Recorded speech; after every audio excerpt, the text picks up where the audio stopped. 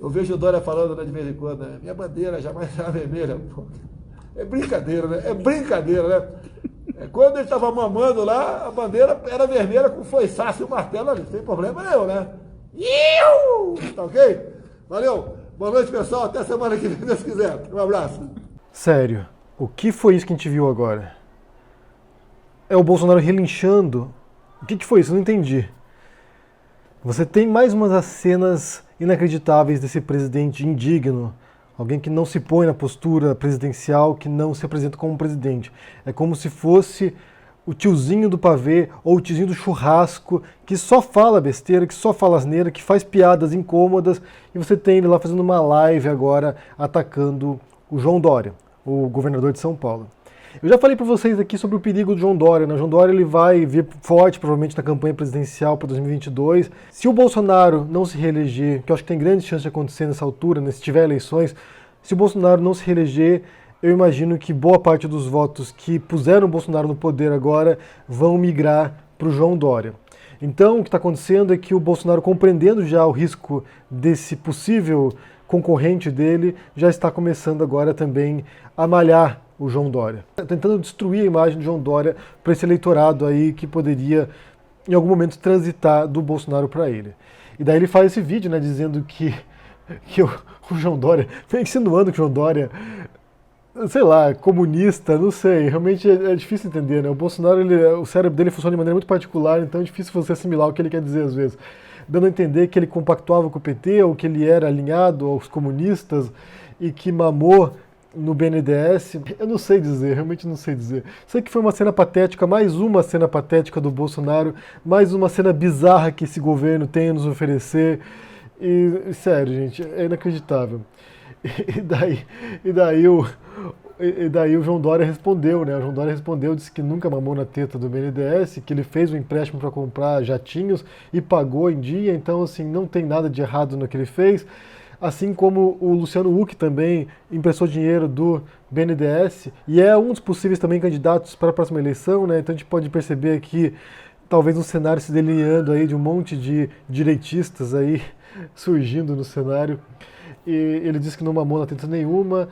E quem veio em defesa, agora começa a ficar engraçado o negócio, né? Bem, já estava engraçado, mas quem veio em defesa do João Dória, por incrível que pareça, foi o Alexandre Frota. O Alexandre Frota, como vocês sabem, né?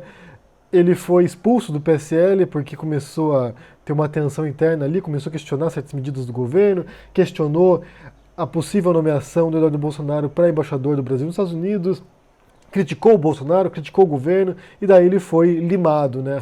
Chutaram ele do PSL, e quem o recebeu de braços abertos foi o PSDB, através do João Dória. Então ele foi lá, ele é muito grato, né? O Alexandre Frota é uma pessoa muito leal. Então ele veste a camisa do time dele, até ela ficar muito suja e pesada, ele joga a camisa e põe outra. Então assim, ele vestiu a camisa do bolsonarismo, ele era bolsonarista, era PSLista, e quando o negócio ficou feio ali, ele foi expulso, e agora ele virou um PSDBista de carteirinha, virou um Doriana. Então assim, agora sim, ele é o super defensor do Dória. A gente pode ver nesse cenário se delineando, é o João Dória para a presidência e possivelmente o Alexandre Frota para a prefeitura de São Paulo.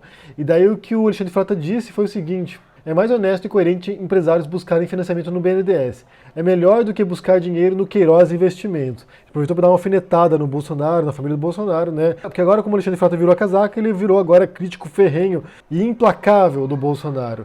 E depois ele diz o seguinte aqui também, né? Que o Bolsonaro está brigando sozinho, como já brigou com o Rodrigo Maia, com o Davi Alcolumbre e comigo. Se tem alguém que está errado, é quem trabalha para mudar a direção da Polícia Federal e da Receita Federal, quem mudou o COAF para assegurar as investigações sobre o Flávio Bolsonaro. E já que o Alexandre Frota mencionou o Queiroz, a pergunta que não saiu da boca dos brasileiros durante meses era: onde está o Queiroz? E ninguém sabia responder isso, né? A gente achava que ele estava morto já, que tinham queimado o arquivo, já estava no micro-ondas em algum lugar. Outros achavam que ele estava escondido no Rio das Pedras, junto com milicianos, mas a revista Veja descobriu isso, gente. A revista Veja conseguiu descobrir isso, e a revelação é surpreendente também.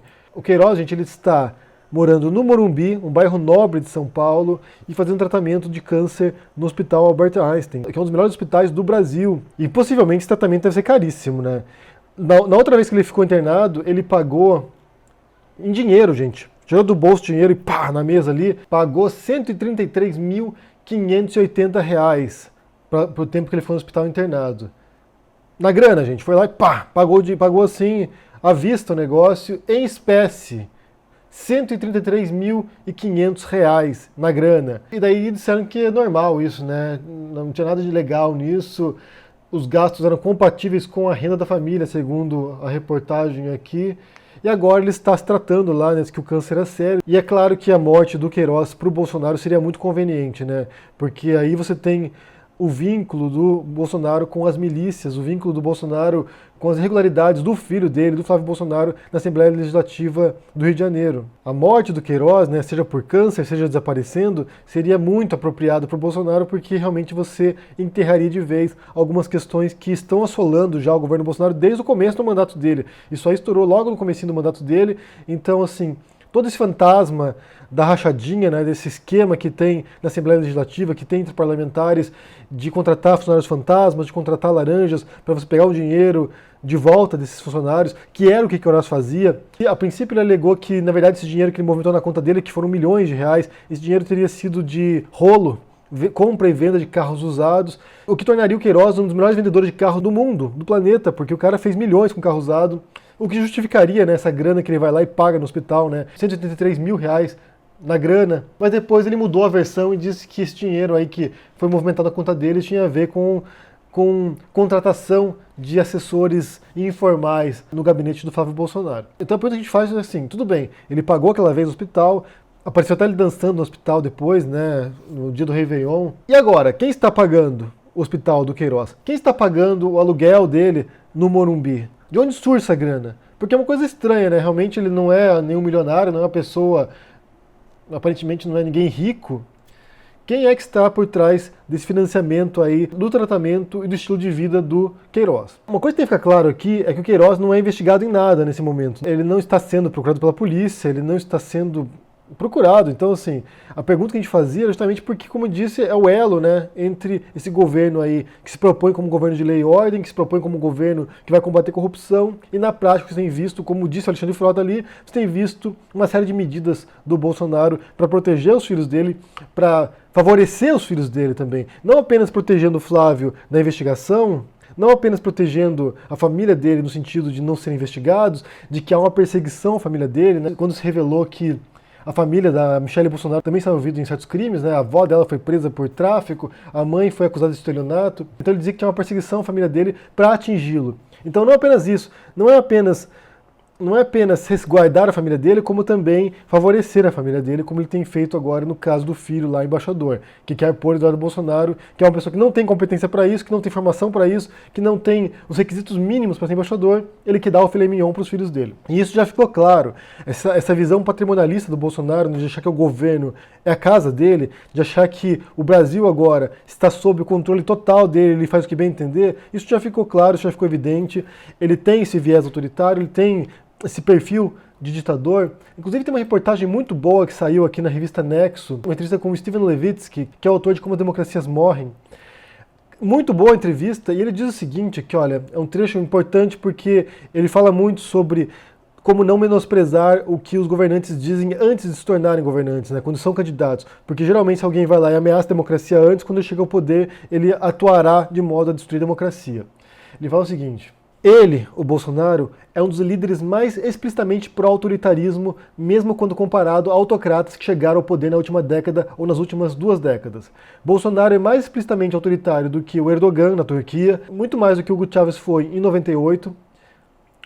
Ele é mais explicitamente autoritário do que o Orbán na Hungria, presidente de extrema-direita da Hungria, e mais explicitamente autoritário do que o Trump nos Estados Unidos. Então, assim, é alguém que dizia coisas, né, de que fecharia o Congresso, de que perseguiria inimigos políticos. Ele é alguém que dizia isso claramente, sem nenhum tipo de receio. E daí aqui, prosseguindo aqui, o Levitsky diz o seguinte: ao eleger alguém que não está completamente comprometido com as instituições democráticas, alguém que explicitamente apoia comportamentos autoritários, e no caso do Bolsonaro, explicitamente apoia o regime autoritário, Alguém que aplaude o fechamento do Congresso por Alberto Fujimori no Peru em 92, enfim, eleger uma pessoa explicitamente autoritária é sempre uma ameaça para a democracia, incluindo uma ameaça para a democracia brasileira até o dia que ele deixa o cargo. E depois ele repete aqui, olha, muitas vezes ao longo de sua carreira, Bolsonaro apoiou explicitamente comportamentos que minam ou que violam as instituições democráticas. Ele manifesta há décadas admiração por um torturador, coisa que o Eduardo Bolsonaro também faz, o futuro embaixador também faz isso, de elogiar o Ustra, e por execuções extrajudiciais. Ele fala em fechar o Congresso e enaltece uma ditadura militar.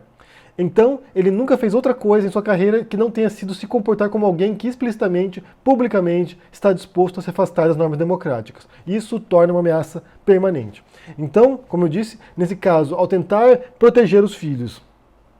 E assim, gente, é preciso investigar isso, mas nada me tira da cabeça que quem está por trás do Queiroz no Morumbi, se tratando no Albert Einstein, também não tem a ver com o Bolsonaro.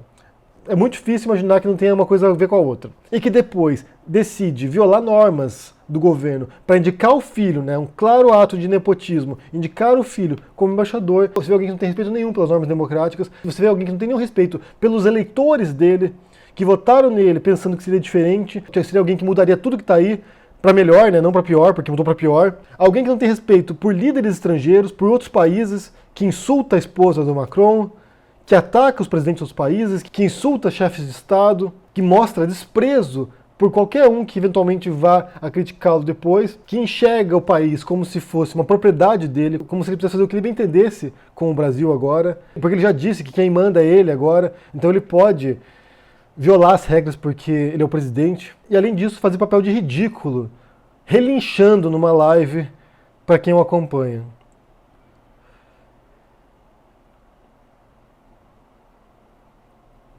Eu quero saber se vocês tinham visto esse vídeo dele de ontem, porque foi ridículo, foi ridículo. Como eu disse já várias vezes, é um presidente indigno, é uma pessoa que não merece estar aí, e que ele esteja lá revela muito sobre o Brasil hoje também, sobre as expectativas dos brasileiros para o futuro.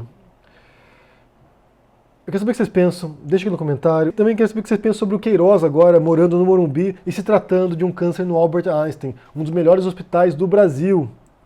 Que eu não poderia me tratar lá, gente. Eu não poderia ir lá pagar 130 mil reais, pá, na mesa, jogando ali, né? Pá! Sim, o que você pensa sobre essas coisas ali? Sobre esse ataque do Bolsonaro ao Dória também? Me diga no comentário, deixa o joinha, assine o canal, ajude no Apoia, a gente vê por aí. Abraço e até mais. Tchau.